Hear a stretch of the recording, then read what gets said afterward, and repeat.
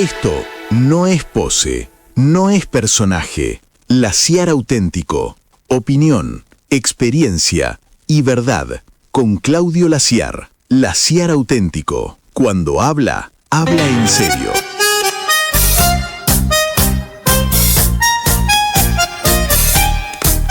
Buenas, ¿cómo les va? ¿Qué dicen? ¿Cómo anda todo? Che, quiero decirles algo. Vos sabés que un tipo, no me acuerdo si fue en Cabiahue o si fue en Villa Langostura, pero un fulano, el ingenio argentino no tiene límites. Un tipo juntaba todas las botellitas de agua mineral que encontraba en la puerta de los restaurantes y inventó una especie de tapón que iba sellado. ¿Y sabés qué vendía el tipo? Aire de la Patagonia. No se puede creer. Es increíble. Y lo más jugoso del caso no es la imaginación de este fulano que te vendía aire de la Patagonia, sino que hubiera gente que se lo comprara. Dice, ¿qué tenés en esa botella vacía? No es una botella vacía. Tiene aire de la Patagonia adentro. Podría ser aire de, no sé, de cualquier punto del planeta. Pero el tipo se las ingenió e hizo un negocio importante. ¿Por qué digo esto? Porque esa imagen que veíamos recién allí en la cámara que está en uno de los laterales del edificio de la Asociación Argentina de Capitanes de Pesca, desde donde hacemos Phantom, habría que guardarla, mirá lo que es eso. Es una maravilla. Si uno tiene, hay unas nubecitas allá de fondo sobre el océano, pero la verdad que inmaculado. Y con Federoso venimos de cafetear un poquito en la azotea de un bar al que acudimos permanentemente. Le mando un saludo muy grande al amigo Juan Celaya, Cafecito ahí, charla, arreglamos el mundo en 10 minutos y después nos tomamos el piojo y volvemos a la realidad. Pero esto para los días en los que el cielo está gris, encapotado, feo, cambia el talante. Hoy charlaba con Alejandra Linardi, que es licenciada en psicología y que todas las semanas me visita en la radio, y hablábamos de lo que significa el fin de ciclo, de los tipos consagrados, qué sé yo. Ahora Messi, se dice que el juego que se va a disputar en la noche de este martes comienza a ser una especie de danza de despedida del gran futboler que el pibe es. Sí, es verdad, pero también hablábamos del condicionamiento climático. Cuando el clima no está bueno, miren, el sábado, este fin de semana tuvo para todos los gustos. Arrancó con un sábado espantoso, lluvioso, muy frío, pero muy frío, y uno andaba con cara de bragueta, como que, qué bárbaro. Yo me fui a tomar un cafecito a lo de mis amigos los Fernández. Aprovecho para mandarle un abrazo gigante a Rubén Fernández, titular de la estación de servicio que está allí en Constitución y La Costa. Y bueno, ahí adentro estaba lindo, confortable, calentito, hermoso. Bueno, dicho sea de paso, ahí me encontré con el doctor Guillermo Montenegro. Escuché una voz, estaba tomándome un café con Alejandro Fernández, después vino Gustavo, charlábamos de bueyes perdidos, y de pronto una voz, digo, esta voz la conozco, que Guillermo habla así y todo, tiene un tono de voz muy particular. Estaba con sus hijos, así que bueno, nada, nos saludamos con cortesía, como corresponde. No era ni el lugar ni el momento para plantear ninguna cosa de tenor político, sobre todo porque estaba con los pibes. Y yo me acuerdo de mis hijos, siempre, cuando algo así sucede. Yo, desde muy jovencito, antes de casarme, antes de tener hijos, laburé en la tele. La tele tiene como sucede ahora con el streaming, tiene un imán, la gente te ve. De pronto oye tu voz y se imagina, mirá, este tipo debe ser gordo, debe ser pelado. Bueno, si dijeron eso, la pegaron en todo conmigo, pero bueno, no importa. Y de pronto, cuando encontrás a alguien, mirá, este es el tipo que yo escuché una vez o siempre, yo qué sé. Y entonces me pasaba ir de paseo con mis hijos y que las personas de buena voluntad y celebrando, uy, por fin lo conozco, lo miro todos los días, yo qué sé. Y los pibes, una cara de occipucio, ¿viste? No le gustaba nada. Entonces, hay que ubicarse y entender. Si vos te encontrás mano a mano, que el hombre viene solo, entonces le tirás un poquito de la lengua para ver que esto, que el otro. Pero si no, tenés que ser ubicado, porque para todo hay un contexto. Así que bueno, fue un saludo protocolar, listo, punto, seguí disfrutando de los pibes, adiós, que te vaya bien. Pero quiero decir que eso me salvó un poco el sábado, porque después estaba espantoso, inclusive hasta bien entrada la noche del sábado, lluviecita, mucho frío. El domingo no fue menos frío, y ayer por la mañana una helada extraordinaria, una capa de hielo sobre el techo de los automóviles que duermen afuera, y sobre los tejados y sobre el pasto. Yo vivo en una zona alejada del centro de la ciudad, hay mucho pasto, mucho verde, una blanqueada espectacular. Y esta mañana, si bien no vi helada, pero algo ha de haber habido, porque ya había más vientito y como que se había levantado. Ahora, cuando brilla el sol, como vimos recién en esta imagen, te cambia el semblante, no importa, no vas a ser ni más rico ni más pobre, bueno, más pobre probablemente sí, pero más rico seguro que no, y a menos que seas, qué sé yo, jefe de gabinete o algo por el estilo, que ahí, viste, total, qué cosa, ¿no? La famosa araña sin patas. No se sabe cómo carajo hace la tela una araña sin pata. Y esta gente también, dice, encontré en un pendrive una criptomoneda. Haga fangulo, ¿qué me vení con ese cuento, chabón? ¿Qué es esto? Y bueno, hay que bancarse esas cosas. Entonces, con buen clima te lo bancás. Ojo al piojo, si ustedes creen que lo más frío ya pasó, hoy el profesor Merlos, que nos visitó acá en el programa no hace mucho tiempo, me comentaba que cronológica, meteorológica y digamos estelarmente el invierno va a comenzar el 21 de junio.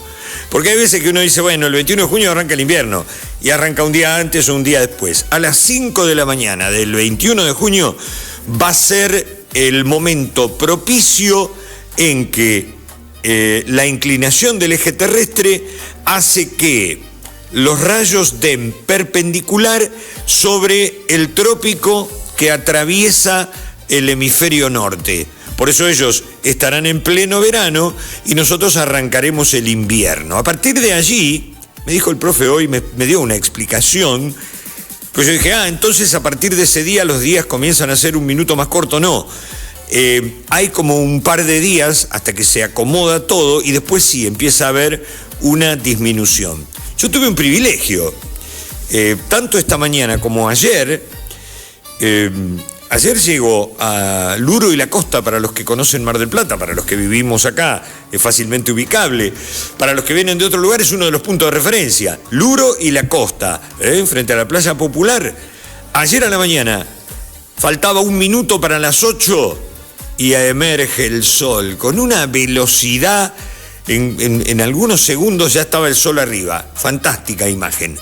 Hoy llego a la rotonda de Constitución, yo vengo desde el norte hacia el centro de la ciudad, y en ese momento empieza a salir el sol.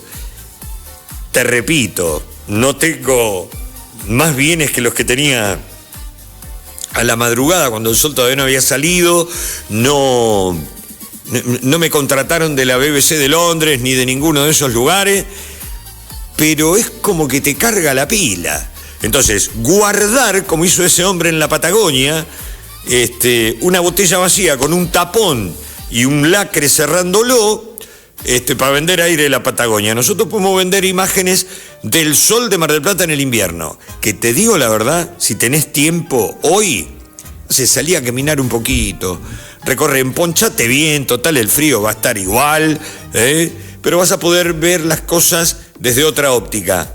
Sobre todo antes de lo que se pone en juego a las 10 de la noche. 10 de la noche es muy tarde. Yo me parece que me voy a dormir. Me voy a quedar dormido, como me pasa en la mayoría de las ocasiones atravieso el umbral de las 10:30, 11 menos cuarto de la noche y quedo azul. Así que ojalá esté entretenido el partido para no dormirme, pero si no mañana tendré que ver las crónicas. Bueno, estamos en Phantom, nos ubican en phantom.net.ar. Hay un WhatsApp que es el 223-437-7506. Si acaso nos buscaran en Instagram, @phantom.intheair, también en Facebook, en phantom.intheair, y hay un mail, hola@phantom.net.ar. Esas son las maneras de contactarse con nosotros. El viernes recibí una muy linda noticia. El día 28 de junio se van a entregar los premios Faro de Oro al streaming. Y bueno, el programa que realizo aquí en Phantom ha sido nominado a esa distinción. A mí se me ocurrió una reflexión que me parece es oportuna. Las nominaciones y los premios no te hacen ni mejor persona, ni ponen en tela de juicio a quienes no son ungidos con una distinción. Lo que sí es lindo cuando estás en la consideración de personas que se dedican a eso, a evaluar, a constatar que uno pone, ¿cómo te diría?, buena predisposición, que trabaja en procura de hacer bien las cosas, y eso sí me llena de alegría. Muchos, yo llevo 46 años de laburo. Mirá Camilín con su remera de Dios.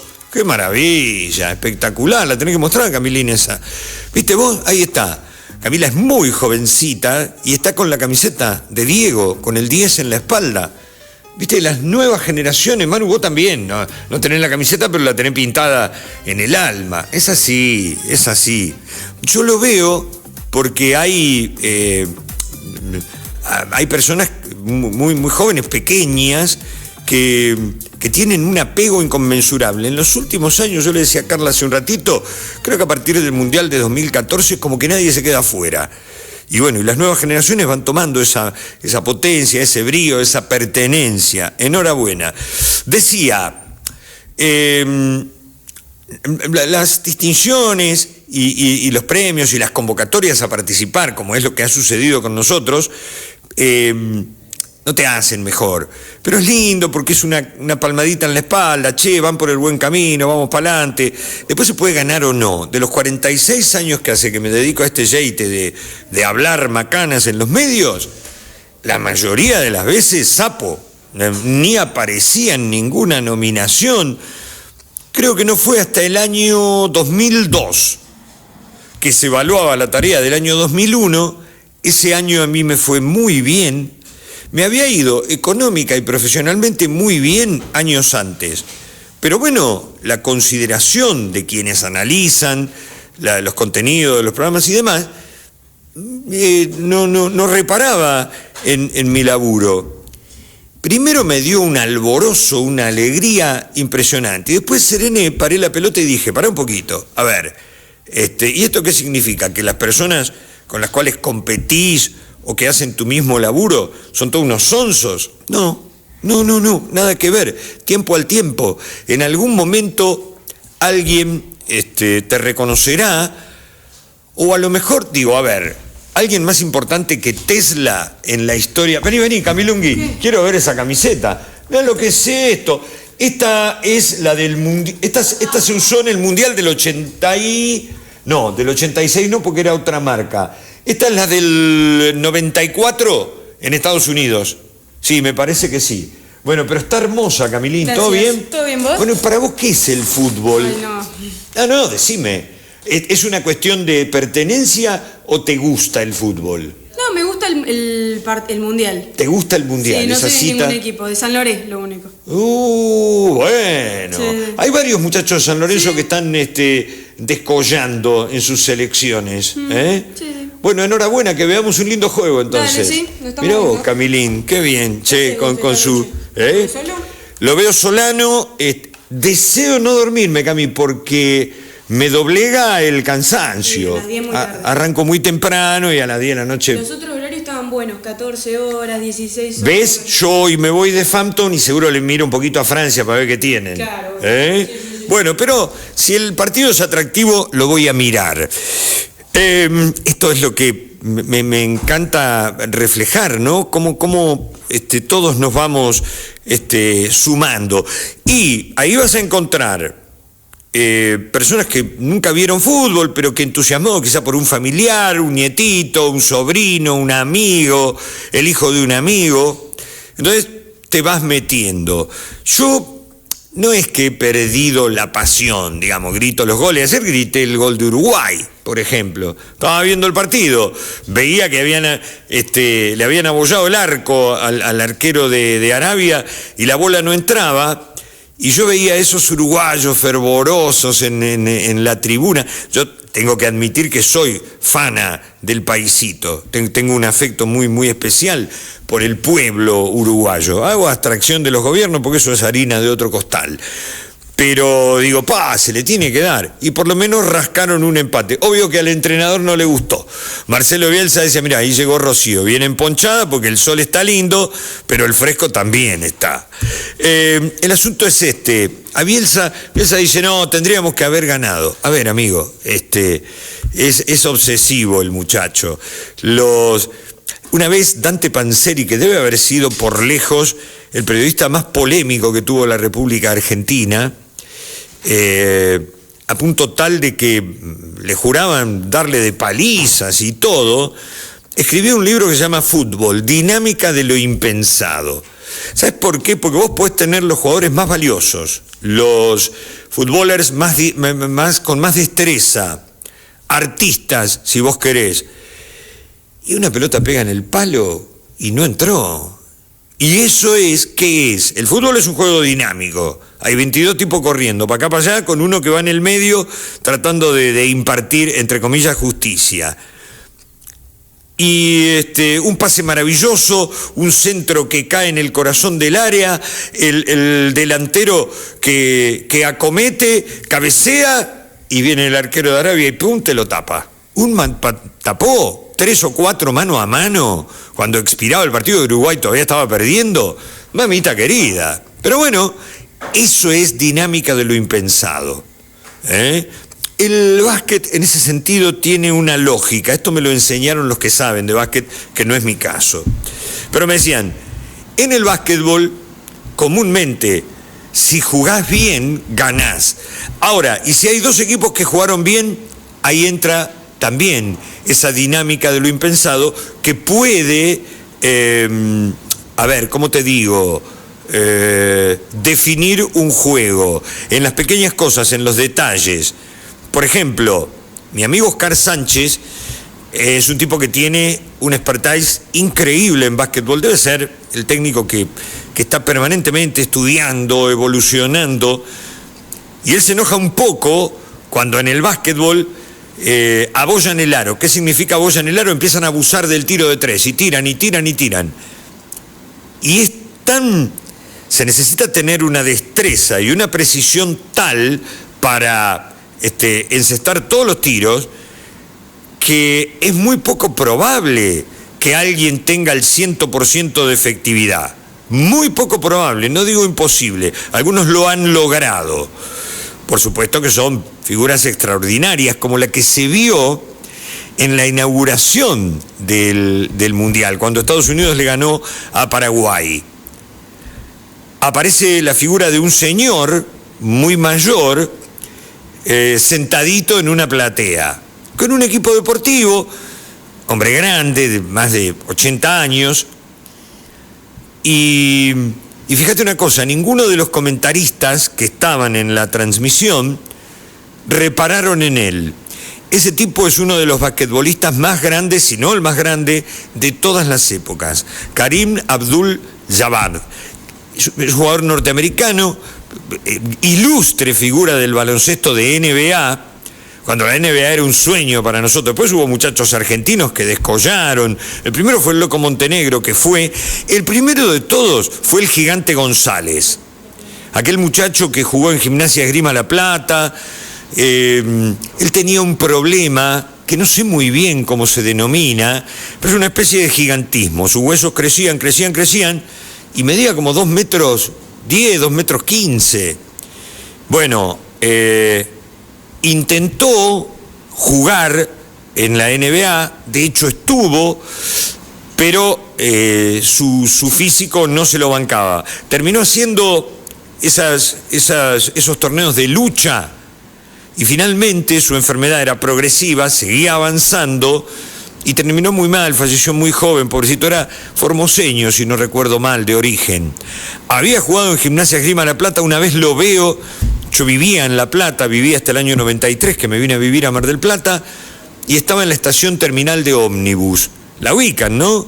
La refaccionaron, en aquel momento todavía estaba sin refaccionar, y aparece el Gigante González. Vos sabés que te agachaba la cabeza para pasar debajo de los carteles que indicaban qué compañía partía desde ese andén. Increíble, era una cosa, un tremendo muchacho. Después fue el Loco Montenegro y después vino esta andanada de la generación dorada que brillaron en la NBA. Karim Abdul-Jabbar fue la mágica figura que nosotros veíamos a la distancia, hasta que nuestro básquetbol en su momento logró esa generación dorada y pudo codearse con los más increíbles representantes de ese juego. Pero digo eso, es decir, la figura de ese tremendo deportista pasó desapercibida. ¿Es una cuestión generacional? Sí, cuando vos te dedicás a una actividad, no podés empezar a caminar en tu recorrido por las grandes figuras a partir de tu presencia en los medios. Pero no voy a hacer una crítica, porque probablemente muchas de estas personas jóvenes que hoy están a cargo de programas deportivos sepan y acabadamente quién fue ese tremendo basquetbolista. El tema es que seguramente lo que han visto son las fotografías y algún video perdido de cuando Karim jugaba, y entonces lo recuerdan más con su atuendo deportivo y con su figura atlética estupenda, y nadie haya visto, de los nuestros, de los que no son norteamericanos, la evolución hasta llegar a ese señor que vimos sentadito allí acompañado de una dama. Así que no va como crítica, va como para decir, che, seguramente saben quién fue ese señor, pero no lo identificaron. Es como si alguien no me ve hace 50 años. Me ve y me dice, no lo vio a Laciar. Es lógico, no por el talento, sino porque antes tenía pelo y hasta color en el pelo. Así que bueno, como ahora no tengo color en el pelo y tengo poco pelo, me pongo estos suéteres estridentes que hacen que uno más o menos sea identificado. Dice, del tipo de Colorado para allá. Este es el tema. Es como los pelados, que, bueno, yo formo parte de ese quehacer. Vas al cine y sos un punto de referencia. Llegaste con la película empezada y dice, del pelado 2 butacas, le dicen a los tipos. Esto es así. Bueno, damos vuelta a la página. La semana pasada hubo una noticia que a priori sirvió para apaciguar un poco los ánimos. El gobierno nacional, en uno de los ítems que conciernen a la educación superior, admitió que era necesario otorgar paritarias. Las paritarias son esas discusiones en las que se pactan salarios de los trabajadores. Los educadores de la educación superior son trabajadores jerarquizados porque se han preparado, porque han hecho una carrera docente muy importante, han estudiado y han trabajado muchos años, pero bueno, son compensados de un modo muy mezquino, injusto, creo yo, también como muchas otras labores, pero hoy estamos hablando de eso, de la educación superior. La buena noticia es que hubo paritarias y se acordó un salario que si bien no es lo que se esperaba, sirvió para mejorar un poquito los ingresos de los educadores. Y la otra buena cuestión es que en octubre, si no recuerdo mal, se va a volver a reunir el gobierno, sus representantes, con los representantes de los educadores de la educación superior para volver a discutir paritarias. ¿Y todo esto quiere decir que se solucionó el problema? No, porque la situación de base es mucho más compleja. Para averiguar qué tan compleja y cuáles son las cosas que aún no se han modificado de la educación superior, vamos a charlar con Pedro Sangiorenti. Pedro integra la agrupación docente universitaria marplatense, fue su secretario general mucho tiempo, hoy es el secretario gremial, el hombre que sigue trabajando, pero que ha cedido la posta para que otros directivos y otras directivas pudieran estar. Pedro querido, gracias por atendernos, qué gusto saludarte, buen mediodía o buen comienzo de tarde, ¿cómo estás? ¿Qué tal? ¿Cómo estás? Muy bien. Pedro, yo traté de enmarcar lo que sucedió como un hecho positivo, necesario, pero aún insuficiente, y un poco esto lo corrobora el hecho de que las protestas van a continuar para que se aplique la ley de educación, la ley de financiamiento universitario, que es lo que hasta ahora no se ha logrado, ¿verdad? Sí, es así. A ver, ya hemos marchado 4 veces a nivel nacional reclamando por esta ley. Al principio era para pedir por la ley, luego para que la ley que no sea vetada, luego para que el Congreso la vuelva a tratar, luego para que el Congreso rechace el nuevo veto presidencial. Al final se aprobó y además de todo eso hubo una justicia que dijo que estaba vigente. Exactamente. A pesar de que el decreto presidencial de promulgación de la ley decía ahí no sé de dónde sacar la plata, no sé qué, no, díganme ustedes qué haría. Bien. Finalmente, después de la 4ª marcha y después de todas las presiones que la justicia generó sobre el propio gobierno, el gobierno se convenció de que tenía que otorgar las paritarias, que es una de las cosas que prescribe esta ley, que tenemos que tener paritarias cada 3 meses. Obviamente hay otras leyes anteriores que dicen que tienen que darnos paritarias, pero bueno, esta ley taxativamente decía eso. Y lo que se produjo fue un encuentro que hace 2 años y pico no se producía. Con respecto a los valores, lo que obtuvimos fue un 21,33% a aplicar en este mes de junio, sobre el sueldo que vamos, o sea, el sueldo que se cobra a principios de julio. Sí. Tanto habíamos perdido que si la ley se hubiera aplicado en su totalidad, en realidad el incremento tenía que ser de un poco más del 50%. Claro. Obviamente estamos como casi a mitad de camino, pero un poquito menos. Va a haber otro incremento que está previsto en octubre del 3%, y la paritaria que vos decías se va a volver a juntar en octubre, en realidad es en septiembre el tiempo máximo que debería llevar. O sea, de acá a 3 meses nos tenemos que volver a juntar. Y obviamente vamos a trabajar sobre la diferencia entre la inflación de este año y los aumentos que recibimos, que eso no estaba prescrito en la ley, del mismo modo que pudimos otorgarles a quienes menos cobran, que es los docentes que son alcanzados por lo que llamamos la garantía salarial. Si se aplicaba la ley y no tenían aumento, bueno, también van a recibir ahora el 21,3%. Y después tenemos que trabajar sobre otros ítems que ya se perdieron hace tiempo, como el FONID, que se dejó de trabajar en los colegios preuniversitarios, y determinar en parte cuál es la deuda real. Hay quienes hablan de retroactivos, hay quienes hablan de... porque la ley se sancionó en octubre del año pasado. Claro. Y desde ahí para acá no tuvimos ninguna recomposición que tuviera que ver con esa ley. Bien, entonces lo tomamos como un avance, en simultáneo se ha podido lograr un incremento del presupuesto del universitario. Uno de los dos grupos de becas, que son las que Manuel Belgrano, que dependen del Ministerio o ex Ministerio de Educación, también fueron incrementadas. Quedan, por otra parte, las becas Progresar, que son para estudiantes también de la universidad, que no se han modificado.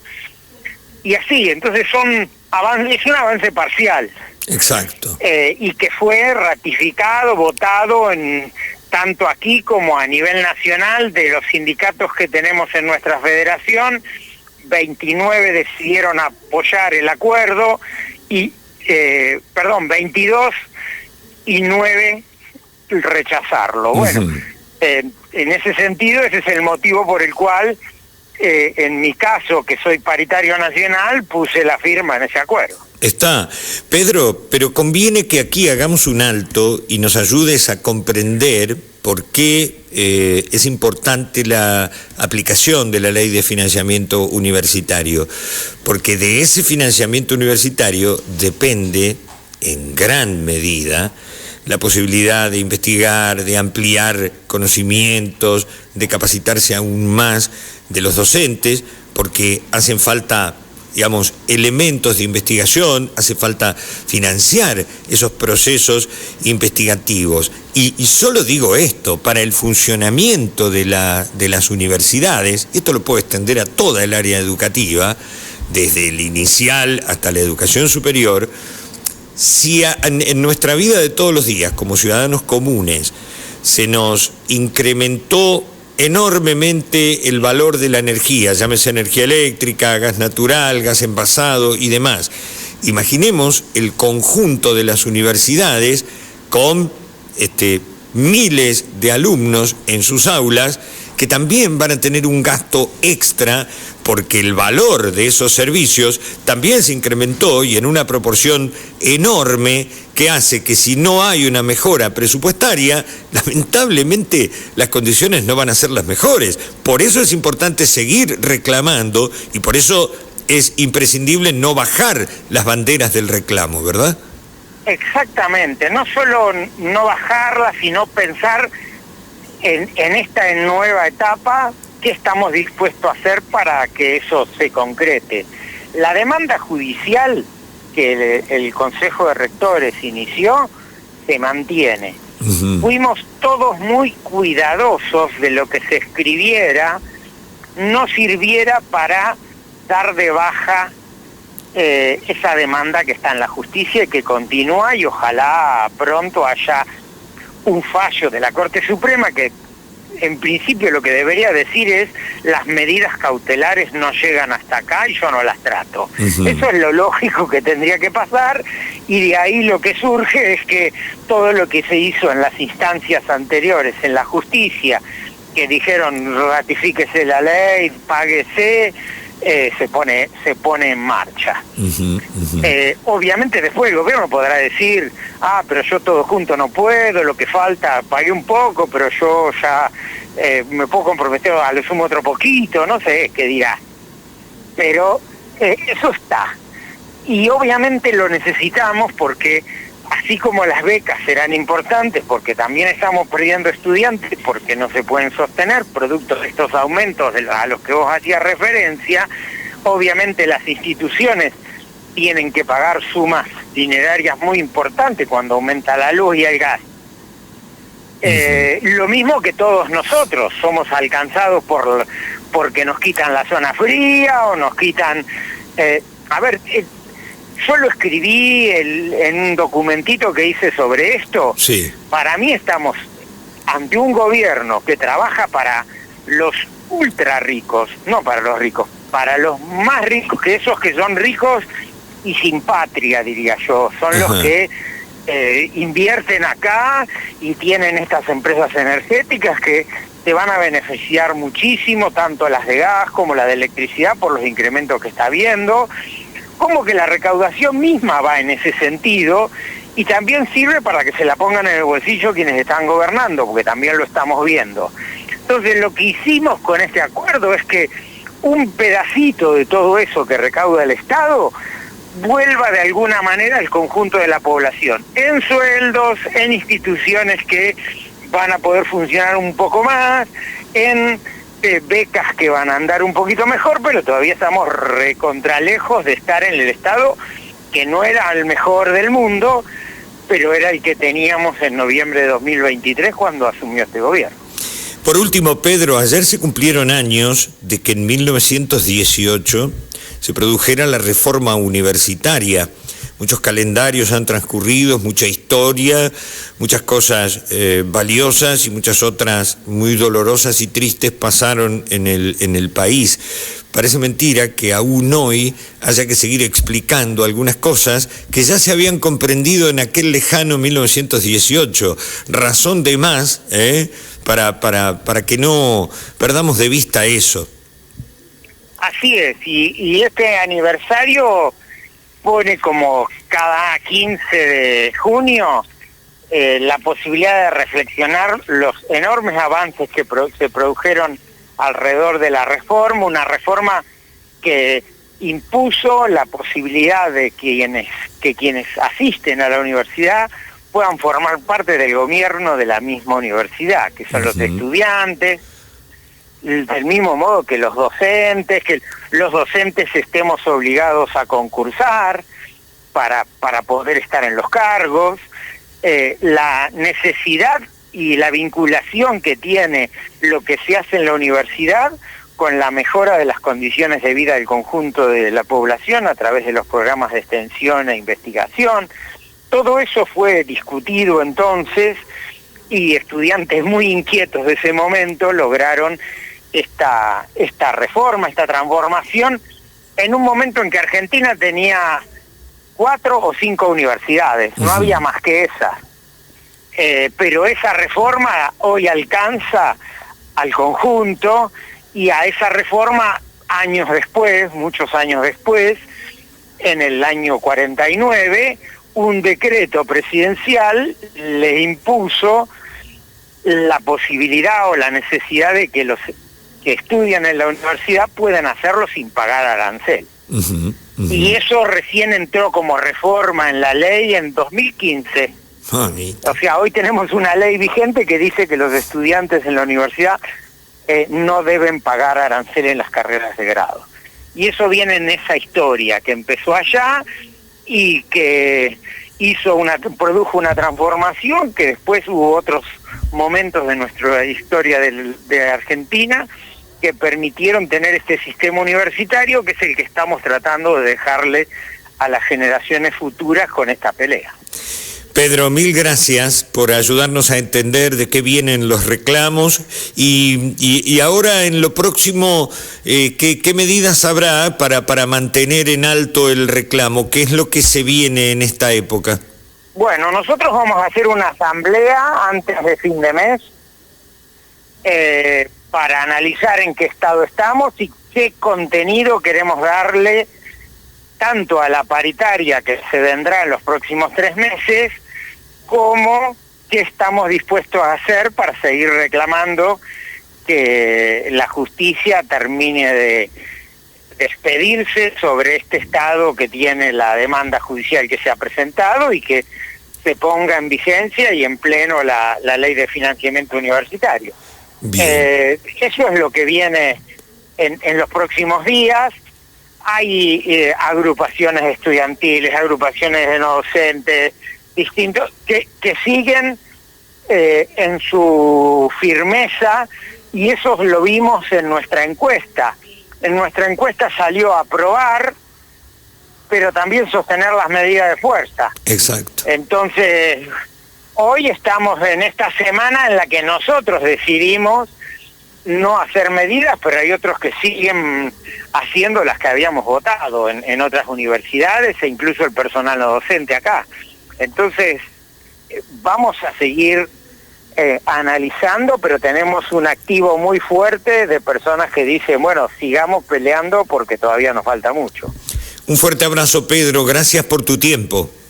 No, gracias a ustedes. Pedro San Llorenti es el hombre cuya referencia directa nos lleva a pensar en la agrupación de docentes universitarios marplatenses, ADUM. Fue secretario general durante mucho tiempo y es el secretario gremial y por supuesto, tiene la experiencia y el compromiso de explicarlo. Abigail Araujo es la secretaria general y también tiene idéntico compromiso. Hoy tenía, en este momento está tomando exámenes, tomando parciales en su carrera como docente, por eso no pudo acompañarnos, pero valió la pena que lo charláramos con Pedro, un hombre de tanta experiencia. Se entendió más o menos, ¿no?, cómo viene la maniobra. Bueno, hagamos una pausa, va a ser muy breve y de inmediato volvemos porque quedan algunas reflexiones todavía que me gustaría compartir con ustedes. Ya volvemos. La CIAR, auténtico.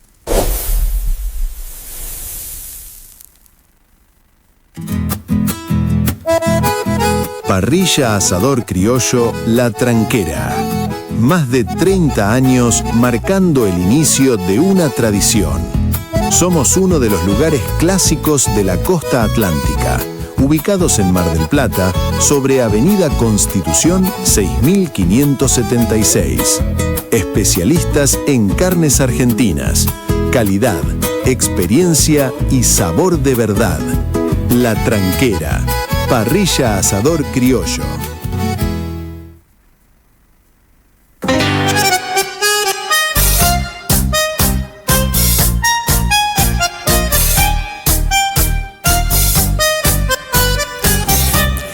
Bueno, vuelvo al tema de la ansiedad por la gran cita deportiva que nos ocupa, que es el Mundial de Fútbol. Algunas particularidades, como por ejemplo, algunas las conté la semana pasada, que es este tema, la gran expectativa, el gran título que abrió la semana, es que antes de que esta semana termine, muy probablemente se firme un acuerdo de paz entre Estados Unidos e Irán. Está desarrollándose la convocatoria del Grupo de los 7, que son los países más poderosos de la Tierra, los que definen políticas y deciden a quién se cargan y a quién no se cargan, entre otras cosas. Será en Ginebra, en Suiza, donde se va a firmar un acuerdo de paz. Muchas otras veces se han firmado acuerdos de paz que, como se firmaron, se escribe con la mano y se borra con el codo. Esta no va a ser la excepción, pero es importante detener un proceso que de verdad es muy triste, muy triste. Esto no va a cambiar. Los que son angurrientos y se quieren quedar con lo del otro van a seguir teniendo sus apetencias tal cual las tuvieron hasta hoy. Pero es importante, si uno lee lo que el secretario de Estado norteamericano publica, o el propio presidente de los Estados Unidos de Norteamérica publican, va a ver con grandilocuencia que el tipo dice, ganó nuestra postura, pero uno lee a los iraníes y ellos también dicen, ganamos. ¿Hay hechos positivos? Y sí, en principio, en el mundo, aunque nosotros no lo veamos en nuestros surtidores, el petróleo bajó, el barril de crudo bajó su precio, que había superado los $100, bajó, está por debajo de los $100 por barril.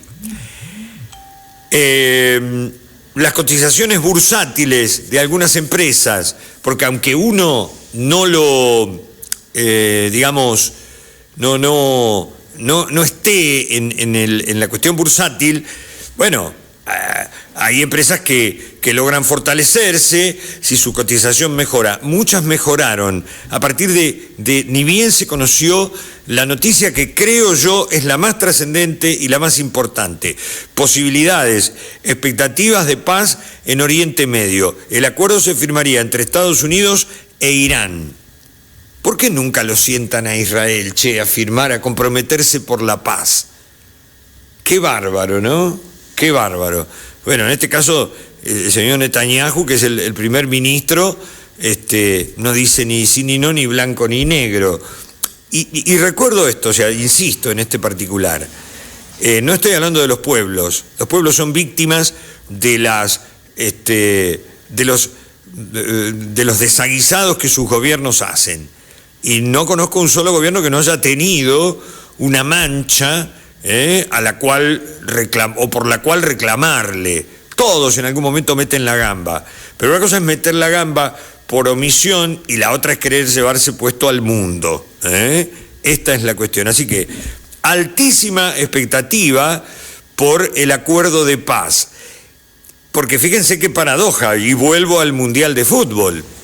Debutó Irán, e Irán, como uno de los países participantes, juega en Estados Unidos, pero no puede alojarse en Estados Unidos. Es decir, hace su preparación, su entrenamiento y lo previo a los compromisos en México. Ingresa en Estados Unidos con todo lo que esto significa. Nadie habló, o por lo menos no muchos hablaron, de la cantidad de vicisitudes que deben atravesar los espectadores comunes, aún los argentinos, retenidos en los centros migratorios de los Estados Unidos.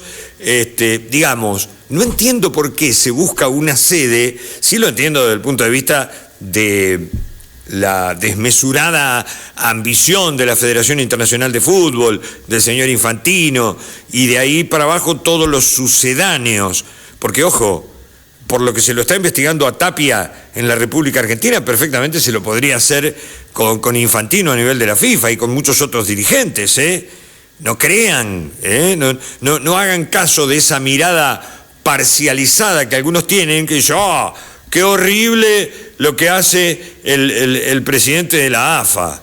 ¿Y qué? ¿Lo que hace Infantino es virtuoso?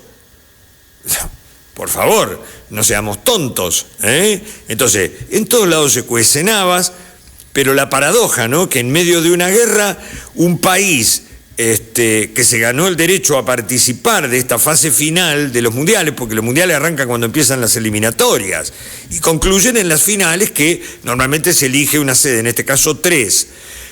Y creo que en el próximo mundial van a ser 6 los países organizadores, para después volver, dentro de 8 años, a un mundial organizado por un solo país, que si no recuerdo mal es Arabia Saudí, que va a organizar el del 2034, pero falta tanto para eso. Aún no debutó el equipo nacional.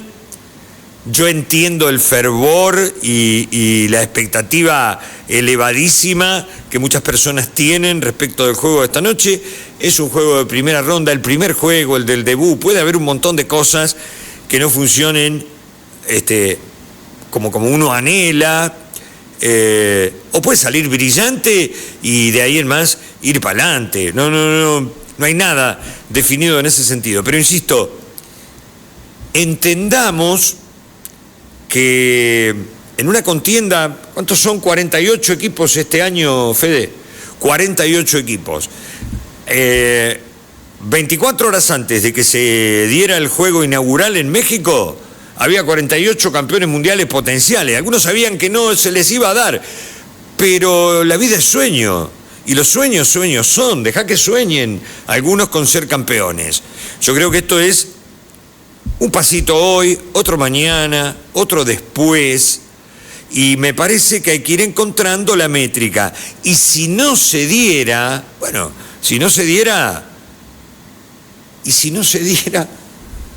mamita querida, a mí me preocupa eso. Por eso estoy feliz y estoy ansioso, deportivamente hablando, por ver el debut del equipo de Lionel Scaloni. Me parece que hay unos muchachos que son recontra valiosos desde el punto de vista futbolístico. Ahora, yo no pondría todas las fichas en Argentina campeón, no por detractor, no porque no me guste, por supuesto que me encanta, sino porque hace mucho tiempo que venimos descendiendo peldaños en la aceptación de las adversidades.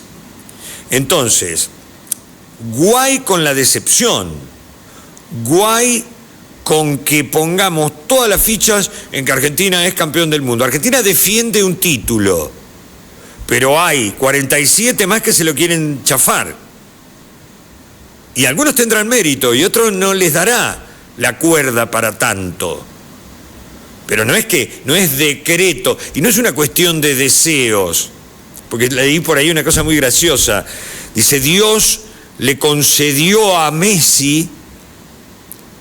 No, Dios te concede la destreza para que Dios o quien sea, un ente superior, te concede destrezas para que seas bueno en esto, en lo otro, en lo de más allá. Pero no te la concede a vos solo, se la concede a mucha gente. Y bueno, después dependerá de tu compromiso, de tu rendimiento, de tus cosas. Porque dice, y si en lugar de una Copa del Mundo le diera 2, eso y creer que Dios es argentino es exactamente lo mismo. Dios o lo que sea, en lo que usted crea, en lo que vos creas. A ver, ¿hay méritos? Sí. ¿Hay valores futbolísticos suficientes para hacer una buena figuración? Sí. Pero después de ir ganándole con el baile que le dimos a Francia en la final y tener que definir por penales, eso te muestra a las claras esta dinámica de lo impensado. Entonces, ¿por qué no concedernos la chance de decir, che, entre los más valiosos del mundo, jugando este juego, estamos nosotros? Pero hay un montón de gente que también hace su compromiso. Y una reflexión que no sé si la terminé en el primer bloque del programa. Cuando yo hablaba de eso que, oye, porque el mérito es relativo. Lo importante es que uno haga las cosas con convicción, con compromiso, que ponga lo mejor de sí. Después puede ser que alguien diga, che, mira qué bueno esto, y hasta te dé una palmadita en la espalda para decir, che, mirá, estás en competición por tal cosa. Pero yo hablaba de Tesla. ¿Hay un tipo que en desarrollo científico y tecnológico haya sido más importante que Tesla en la historia de la humanidad? No, creo que no. Y lo garcaron como arriba un palo al tipo. Y el reconocimiento le llega hoy. Y la paradoja, hasta hay una marca que se llama Tesla, que gana millones de dólares utilizando los adelantos que Nikola Tesla plasmó hace más de un siglo y que se lo chafaron y se lo comieron entre dos pancitos. Entonces digo, no nos golpeemos el pecho, no creamos que tenemos a Dios agarrado de la barba, porque no es así. Bueno, eso habría que contárselos a los dirigentes gremiales de la UTA en Mar del Plata, por ejemplo, que en la convicción de que tienen a Dios agarrado de la barba, el viernes nos dejaron a gamba a un montón de gente. Y no había un reclamo salarial, porque de haber un reclamo salarial yo lo entiendo. Che, no me gusta, no me favorece, pero si laburaste y no te garparon, está bien que te quejes. No era un reclamo porque trabajaban en condiciones infrahumanas. No. Había la presentación de una lista. ¿Y qué es la presentación de una lista? 4 muchachos que se juntan con uno y dicen, che, lo apoyamos a Enrique. Vamos con Enrique, arriba Enrique. Y que son los mismos que están. Y que hace 4 años ganaron una elección.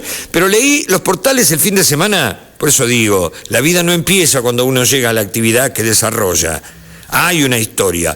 Primera vez que la gente... No es la primera vez, es la segunda vez.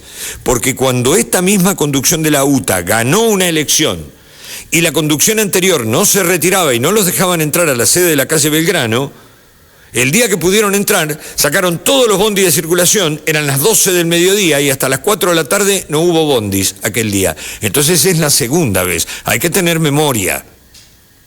Y es la segunda vez que defraudan a la población. Ahora, mi abuelo no había concurrido a Harvard ni a ninguna universidad de esas que son tan prestigiosas, pero tenía una mirada de la vida francamente admirable.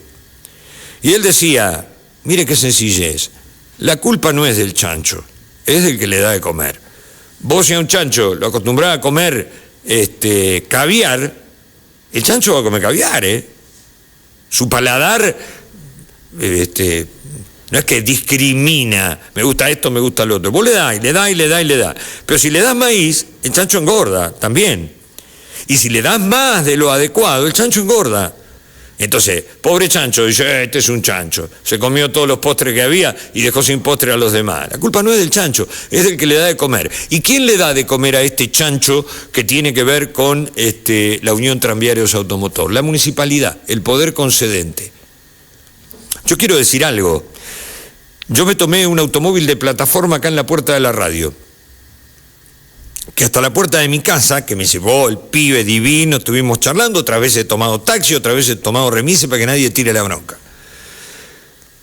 Pero estaban tan demandados estos otros servicios públicos de pasajeros, que el primero que me dijo, dice, cargo gas y voy, sí, dale que te espero, ¿cuál es el problema?